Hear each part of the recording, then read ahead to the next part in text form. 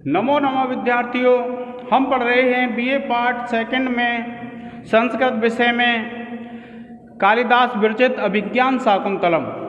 और देखिए, अभिज्ञान शाकुंतलम में जब राजा दुष्यंत उस आश्रम में प्रवेश कर जाता है, वह वहाँ जो प्रसंग होता है, जो भौरे वाला, जो हमने पिछले लेक्चर में पढ़ा, तो भौरे वाले प्रसंग के बाद राजा वहाँ प्रवेश कर जाता है। और राजा प्रवेश कर जाता है तो वह अपना परिचय नहीं देता है कि वह राजा है। वहाँ जब पहुँच जाता है तो उनकी वार्तालाप होती हैं, उससे पूछते हैं तो वह बताता है कि मैं धर्म की जानकारी लेने के लिए आया हूँ और राजा की तरफ से नियुक्त किया गया पुरुष हूँ मैं। तब वहाँ वार्तालाप चलती है, और वार्तालाप चलती है तो राजा दुष्यंत अनसुईया और प्रियंवदा से यह कहता है कि आप कह रही हैं कि जो आपकी सखी है वह कण्व की पुत्री है, किंतु मैंने तो सुना है कण्व नैष्ठिक ब्रह्मचारी हैं। तब वह उनकी वो शकुंतला की सखियाँ उसे बताती हैं कि यह उनकी पालिता पुत्री है। यह सही बात है कि वे नैष्ठिक ब्रह्मचारी हैं, और नैष्ठिक ब्रह्मचारी विद्यार्थी उसको कहते हैं जो कभी भी अपनी शादी नहीं करता है। अब इसके बाद क्या होता है, तो फिर राजा पूछता है कि इसके माता पिता का क्या नाम है। तो वे दोनों सखियां बताती हैं कि एक बार राज ऋषि विश्वामित्र ने गौतमी नदी के किनारे पर तप किया था,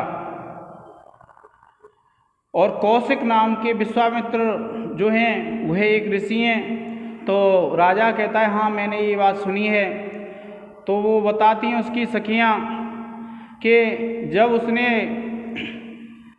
तप किया राजा ने, विश्वामित्र ने, तब क्या हुआ, देवताओं में यह शंका उत्पन्न हो गई। और शंका जब उत्पन्न हो गई तो उन्होंने उस तप को भंग करवाने के लिए एक अप्सरा भेज दी जिसका नाम मेनका था। और बसंत ऋतु के उदार समय में ऐसा कह करके वह रुक जाती है, और जब वह रुक जाती है तो वह समझ जाता है कि ये जो शकुंतला है यह राजा विश्वामित्र और मेनका की पुत्री है। और फिर कहते हैं, वह बताती हैं कि शकुंतों ने इसे घेर रखा था, ऋषि जब आ रहे थे तो इसलिए इसका नाम क्या रख दिया, शकुंतला। क्योंकि जो मेनका है वो इसको छोड़ के चली गई, और जब छोड़ के चली गई तो उसको पक्षियों ने घेर रखा था, और पक्षियों ने घेर रखा था इसलिए ऋषि ने इसका नाम क्या रख दिया, शकुंतला रख दिया। इसलिए यह उनकी पालिता पुत्री है। तब राजा कहता है कि अब तो मेरी इससे शादी हो सकती है, क्योंकि राज ऋषि वो विश्वामित्र क्षत्रिय कन्या है और क्षत्रिय कन्या है, तो अब इससे शादी मेरी हो सकती है। तब फिर उसके मन में ये शंका आती है कि अब इसके तो मन की पता चले ये शादी करेगी कि नहीं करेगी। तब देखिए राजा क्या कहता है, राजा का कथन है विद्यार्थियों, ये क्या कहता है, बेखानसम किम अनया व्रतम आप्रदानाद व्यापार रूधि मदनस्य निषेवितव्यम अत्यंतम एव मदिरेक्षण बल्लभावी आहो निवस्यसि समम हरिणांगनाभिय। क्या कहता है, देखिए राजा जो दुष्यंत है वह क्या कहता है, देखिए कि बेखानस कहते हैं जो तपस्वी का व्रत होता है, जो तपस्वी का आचरण होता है।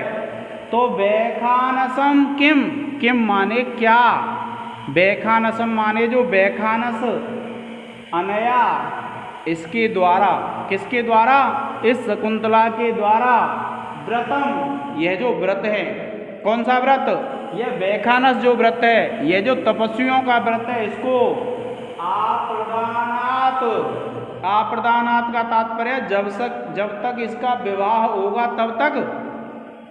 राजा क्या पूछना चाह रहा है कि यह जो तपस्वियों का सा इसने आचरण कर रखा है, यह तपस्या यहाँ पर कर रही है, ब्रह्मचारिणी है, तो यह इस ब्रह्मचर्य का पालन कब तक करेगी, शादी तक।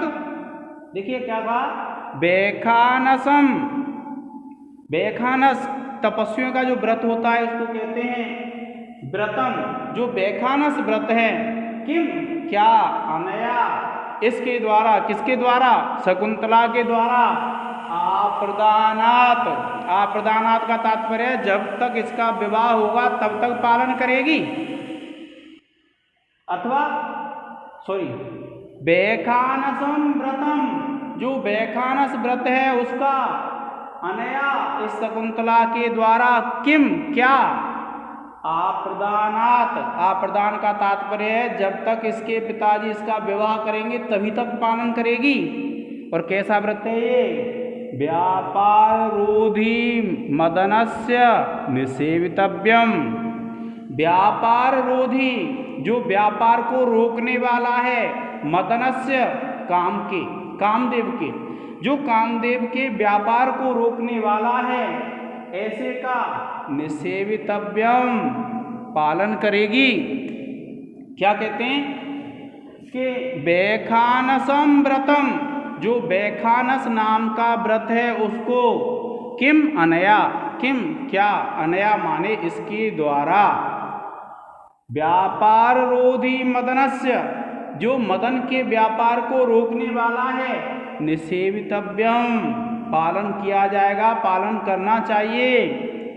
क्या पूछता है राजा उसकी सखियों से कि यह जो बैखानस व्रत है, और कैसा है बैखानस व्रत, मदनस्य व्यापार रोधी, जो मदन के काम के व्यापार को रोकने वाला है, इस बैखानस व्रत का, किम अनया क्या, इसके द्वारा, आप्रदानात् निसेवितव्यम जब तक इसका विवाह होगा तब तक इसके द्वारा पालन किया जाएगा।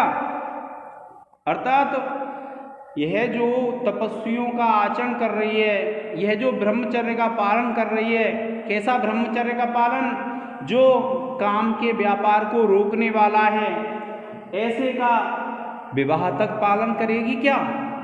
क्या पूछता राजा कि यह जो ब्रह्मचर्य का पालन कर रही है, जो काम के व्यापार को रोकने वाला है, इस आचरण को यह विवाह तक करेगी क्या।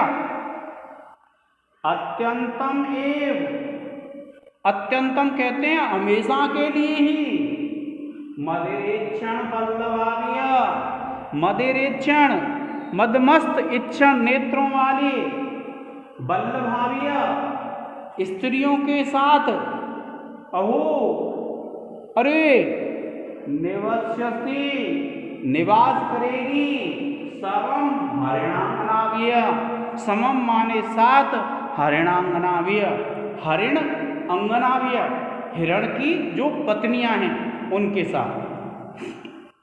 क्या कहा कि यह इस व्रत का पालन विवाह तक करेगी, अथवा अत्यंतम एव या हमेशा के लिए, अत्यंतम का तात्पर्य होता है विद्यार्थियों हमेशा के लिए, मदरेक्षण बल्लभाविय कि मदमस्त नेत्रों वाली, हरिणांगनाव्य जो हिरण की पत्नियां हैं उनके साथ, अत्यंतम एव निवस्यति हमेशा के लिए निवास करेगी। क्या पूछा राजा ने कि ये बताइए कि यह जो बैखानस व्रत का पालन कर रही है शकुंतला, यह विवाह तक करेगी, अथवा जो मदमस्त नेत्रों वाली हिरण की जो पत्नियां होती हैं उनके साथ हमेशा ही इस व्रत का पालन करेगी। इस प्रकार से किसने पूछा, राजा ने उसकी सखियों से। क्या कहा, देखिए कि बैखानसम किम अनया व्रतम आप्रदानात् व्यापारोधि मदनस्य निसेवितव्यम, कि यह जो बैखानस व्रत है, किम क्या, अनया माने इसके द्वारा, किसके द्वारा, इस शकुंतला के द्वारा, आप्रदानात् जब तक इसका विवाह होगा, इसका कन्यादान किया जाएगा इसके पिताजी के द्वारा, तब तक मदनस्य व्यापारोधि जो काम के व्यापार को रोकने वाला है, इसका निसेवितव्यम पालन किया जाएगा। या मदरेक्षण बल्लभाव्य हरिणांगनाव्य जो मदमस्त नेत्रों वाली जो हिरणों की पत्नियां होती हैं, हरिणांगनाव्य उनके समम साथ, अत्यंतम एव हमेशा के लिए ही निवस्यति निवास करेगी। क्या कहा राजा ने कि यह जो शकुंतला है इसके द्वारा इस वैखानस व्रत का पालन, कौन सा वैखानस व्रत, जो काम को रोकने वाला है, ऐसे इस वैखानस व्रत का पालन विवाह तक किया जाएगा अथवा हमेशा ही यह इस वैखानस व्रत का पालन करेगी और हिरण की जो पत्नियां होती हैं जिनके नेत्र अत्यंत सुंदर होते हैं उनके साथ हमेशा निवास करेगी। इस प्रकार से विद्यार्थियों कहा राजा ने। अब देखिए इस श्लोक में जब आप देखेंगे, छंद देखेंगे, देखिए 1 2 3 4 5 6 7 8 9 10 11 12 13 और 14। आप जानते हैं 14 वर्ण का कौन सा होता है विद्यार्थियों? आपको पता है 14 वर्ण का जो छंद होता है वह होता है बसंत तिलका। कौन सा छंद है विद्यार्थियों? बसंत तिलका। उसके बाद देखिए मैंने आपको बताया है वैदर्भी रीति हो जाएगी, श्रृंगार रस हो जाएगा। ये छंद बदल के फिर आप लिख देंगे वैदर्भी रीति है, श्रृंगार रस है, माधुर्य गुण है और मुख संधि है, ये सब इसमें लिख जाएंगे जो विशेष हैं। अब देखिए व्याकरण टिप्पणी अगर हम देखते हैं विद्यार्थियों, तो व्याकरण टिप्पणी में जब आप देखेंगे तो देखिए एक तो आप लिख देंगे हरिणांगनाभिः और लिख देंगे आप इसमें 1 नंबर टिप्पणी डालेंगे और लिखेंगे हरिण अंगनाभिः। इसको रेखांकित करके कि समम के योग में इसमें तृतीया विभक्ति आई है। फिर देखिए मदिरेक्षण है, इसमें व्याकरण टिप्पणी हो जाएगी मदिरा प्लस इक्षण, गुण संधि हो जाएगी। इसके बाद विद्यार्थियों आप लिखेंगे मदनस्य, मदनस्य लिखेंगे मदन शब्द है षष्ठी विभक्ति एक वचन। फिर लिखेंगे देखिए कि वल्लभाभिः प्लस आहु अहो आहो। और फिर देखिए फिर लिख देंगे आप आप्रदानात्, आ उपसर्ग है, प्रदानात् प्रदान शब्द हो जाएगा पंचमी विभक्ति एक वचन। इस प्रकार से वैखानसम, वैखानस शब्द हो जाएगा द्वितीया विभक्ति एक वचन। इस प्रकार से विद्यार्थियों आप इसमें व्याकरण टिप्पणी लिख देंगे।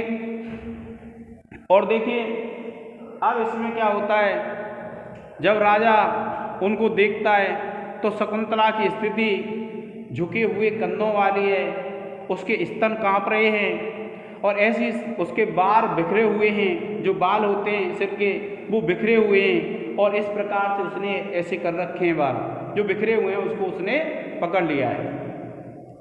तो देखिए क्या होता है कि क्या कहता है राजा उसकी स्थिति देख करके, यह भी राजा का ही कथन है विद्यार्थियों, कि स्रस्तान सावति मात्र लोहित तलौ बाहु घटोत्पे उत्क्षेपणात् अध्यापि स्तन बेपतुम जनयति श्वास प्रमाणाधिकः स्रस्तम कर्ण शरीष रोधि वदने धर्माम्बसाम जालकम वंदे स्रंसनी च एकस्तमेता वर्याकुला मूर्धजा। देखिए विद्यार्थियों क्या कहता है राजा उस शकुंतला की स्थिति देख करके कि स्रस्तान सौ, स्रस्त, स्रस्त कहते हैं विद्यार्थियों झुके हुए, अंसौ कंधे। इस शकुंतला के कंधे कैसे हैं विद्यार्थियों? राजा बताता है, उसका वर्णन कर रहा है। और राजा क्या कहता है कि इस शकुंतला के जो कंधे हैं वो कैसे हैं? अत्यंत झुके हुए हैं। देखिए क्या कहता है कि स्रस्तान, स्रस्त अंसौ, यहाँ विद्यार्थियों स्रस्त प्लस अंसौ में दीर्घ संधि हो जाएगी, स्रस्त अंसौ। और अतिमात्र यहाँ से आ निकल आएगा, अंसौ हो जाएगा और यहाँ हो जाएगी अयादि संधि। अतिमात्र लोहित तलौ, कि अतिमात्र अत्यंत लोहित कहते हैं लाल, तलौ तल कहते हैं विद्यार्थियों इन हथेलियों को, क्योंकि घड़े उठा रही हैं ना तो हथेली कैसी हो गई हैं, अत्यंत लाल हो गई हैं। बाहु जो भुजाएं हैं, घटोत्क्षेपणात्, घट उत्क्षेपणात्, घट कहते हैं घड़ा और उत्क्षेपणात् यहाँ भी विद्यार्थियों गुण संधि हो जाएगी। घट उत्क्षेपणात् घड़ा उठाने के कारण, क्या कहा राजा ने, घट उत्क्षेपणात् घड़ा उठाने के कारण। बाहु जो इसकी भुजाएं हैं, किसकी भुजाएं, इस शकुंतला की भुजाएं, वो शकुंतला को देख रहा है और शकुंतला को देख करके क्या कह रहा है राजा, देखिए कि घट उत्क्षेपणात् घड़ा उठाने के कारण बाहु इसकी जो भुजाएं हैं, इसके जो हाथ है ना वो कैसे हो गए हैं, स्रस्त अंशौ झुके हुए कंधों वाले, स्रस्त अंशौ झुके हुए कंधों वाले हो गए हैं। अतिमात्र लोहित तलौ, और अतिमात्र अर्थात अत्यंत लोहित लाल रंग के तलौ हथेली वाले हो गए।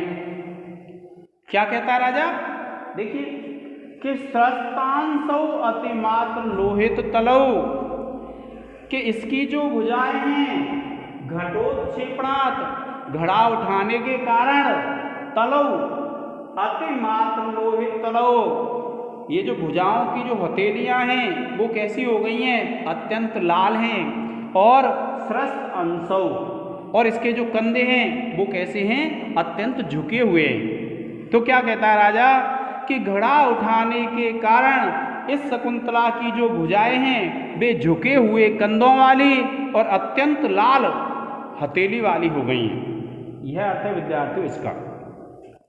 अब क्या है, वो जल्दी जल्दी सांस ले रही थी, और सांस ले रही थी तो उसके स्तन कांप रहे थे, स्तन हिल रहे थे, कांप रहे थे, कंपन कर रहे थे।